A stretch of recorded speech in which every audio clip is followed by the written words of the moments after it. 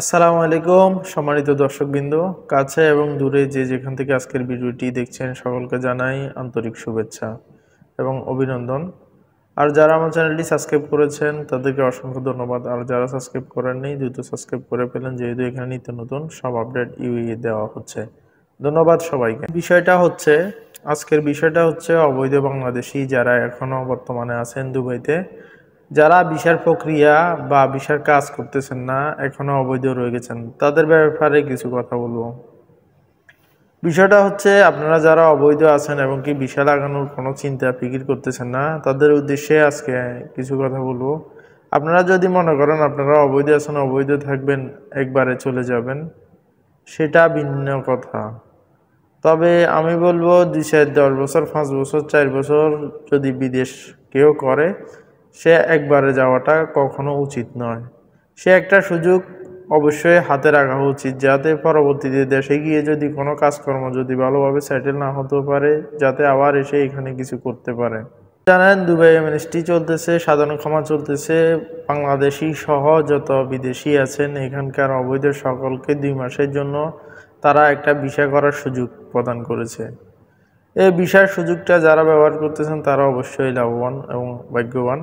আর যারা ব্যবহার করতেছেন না, যারা ভাবতেছেন এভাবে থাকবেন, এভাবে চলবেন, তবে এটা আপনারা চিন্তা করিয়েন না যে আপনাদেরকে আগে যেরকম যেভাবে আপনারা কাজকর্ম করেছেন অবৈধ থেকে, যেভাবে আপনারা এখানে চলাফেরা করেছেন, আইডি চেক করে নাই বা আপনারা আপনাদের মতো চলেছেন, নর্মালি সাবধানতা মেনটেন করে আপনারা কাজকর্ম করেছেন, সেটা অন্তত ভিসা পরবর্তীতে ভিসার যে সময়গুলা, এই সময়গুলো যদি না বাড়ায়, এর পরবর্তীতে আর পাবেন না।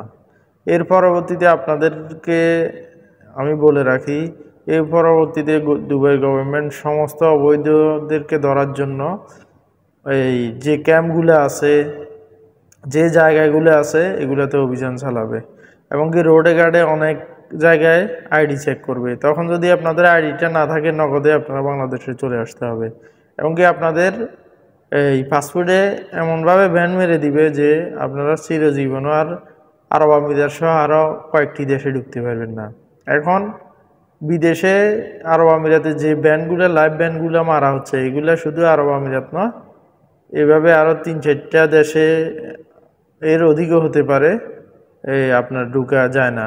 যেমন সৌদি আরবে আপনি আর ঢুকতে পারবেন না, বাহরাইনে আপনি আর ঢুকতে পারবেন না, তারপরে সংযুক্ত আরব আমিরাতে ঢুকতে পারবেন না, আরও 2-1টা দেশ আছে যেগুলোতে আপনি ঢুকতে পারবেন না।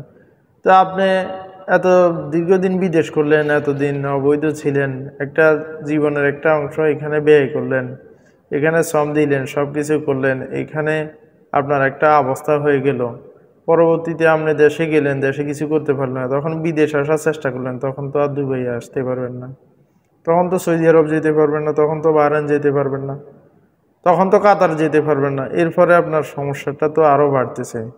তো এর প্রেক্ষিতে বলবো, ভাই যাদের সামর্থ্য নাই ভিসা লাগানোর, তারা আউটপাস নিয়ে দেশে চলে যান, গিয়ে আবার কিছুদিন থেকে ভিসা খুললে আবার আসেন। তখন আপনারা যদি আউটপাস নিয়ে দেশে যান, আপনাদের আর পরবর্তীতে এই ঝামেলাটা পোহাতে হবে না।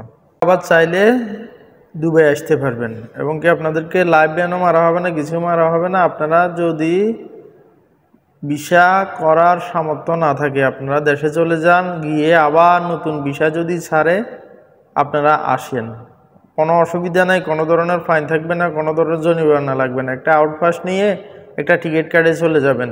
এখন আপনার দুবাই এম্বাসি থেকে, বাংলাদেশ এম্বাসি থেকে একটা আউটপাস পেপার নেবেন, এরপর আপনার এই আমি সেন্টারে গিয়ে 20 দিরহাম দিয়ে একটা আপনার এই ইমিগ্রেশনের ছাড়পত্র নেবেন এখানকার, নিয়ে আপনারা দেশে চলে যাবেন। এরপরে দেশ থেকে আবার যে কোনো ভিসা যদি খোলে, ভিসা লাগাই আবার আসতে পারেন, কোনো ধরনের ফাইন থাকবে না, কোনো ধরনের সমস্যা থাকবে না।